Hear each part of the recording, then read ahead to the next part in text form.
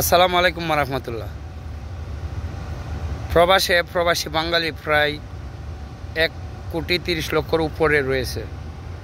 আজকে 5 থেকে 6 দিন যাবত আমরা পরিবারের সাথে কোনো ধরনের যোগাযোগ কিংবা ভালোভাবে কথা বলতে পারতেছি না। অনেক প্রবাসী যারা ঘুমাতেও পারতেছে না পরিবারের সাথে যোগাযোগ না করতে পেরে। অনেক প্রবাসী যাদের পরিবারে অনেকে অসুস্থ রয়েছে, তাদের সাথে যোগাযোগ করতে পারতেছে না। আমার প্রশ্ন হচ্ছে সরকারের কাছে যে আমরা প্রবাসী যারা রয়েছি আমাদের কি অপরাধ, আমাদেরকে কোন পাপের শাস্তি আপনারা দিচ্ছেন, আমাদের কি অপরাধ এবং আমাদেরকে শাস্তি দেওয়ার মানে কি? আমরা যারা প্রবাসী আছি আমাদেরকে কেন শাস্তি দেবেন?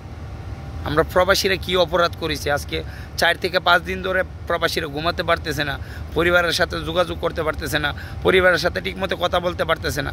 ভাই, আমরা কি অপরাধ করছি? প্রবাসীরা কি অপরাধ করেছে? এ প্রশ্নের জবাব আমরা চাচ্ছি। অনেকের জরুরি প্রয়োজনে দেশে টাকা পাঠানোর প্রয়োজন হচ্ছে। হয়তো মা অসুস্থ, বাপ অসুস্থ, ভাই অসুস্থ, বোন অসুস্থ, অথবা পরিবারে কেউ ছেলে মেয়ে অসুস্থ, জরুরি প্রয়োজনে হসপিটালে টাকা দেওয়া লাগতেছে বা জরুরি প্রয়োজনে টাকার প্রয়োজন হচ্ছে। প্রবাসীরা কিভাবে টাকা পাঠাবে আজকে দেশে? ব্যাংক বন্ধ, বিকাশ, কোনো ধরনের কোনো টাকা পাঠানো কোনো সিস্টেমই নেই দেশে। তাহলে আমাদের অপরাধটা কি? আমাদেরকে এত বড় শাস্তি কেন দিচ্ছেন আপনারা? আমরা কি অপরাধ করেছি? 1,30,00,000 প্রবাসী কি অপরাধ করেছে? আমাদেরকে কোন পাপের শাস্তি দিচ্ছেন আপনারা?